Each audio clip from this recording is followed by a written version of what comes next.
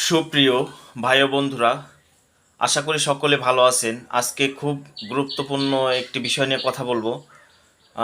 নেশার কিছু বিষয় নিয়ে কথা বলবো।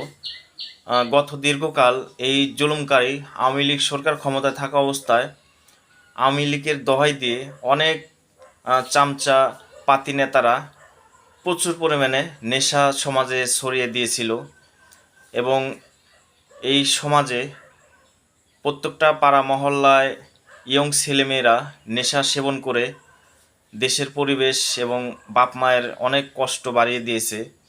তো বর্তমানে যেহেতু দেশ অনেকটা পরিবর্তন ঘটেছে এবং আমার বিশেষ অনুরোধ এই দেশের জ্ঞানী বুজুর্গ এবং ছাত্র সমাজের কাছে, এই নেশাটা যেখান থেকে বাংলাদেশে উৎপাদন বা ঢুকে নেশাগুলো, বা প্রতিটা জেলা পাড়া মহল্লায় যে নেশা যেভাবে ঢুকে, এটা যেন অবশ্যই ঠেকানোর একটা পরিবেশ করা হয়।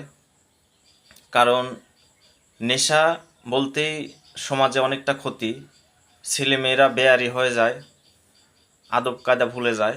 তো সেজন্য আমার বিশেষ অনুরোধ থাকবে জ্ঞানী বুজুর্গদের কাছে, এই নেশার বিষয়টা যেন অবশ্যই দেখা হয়।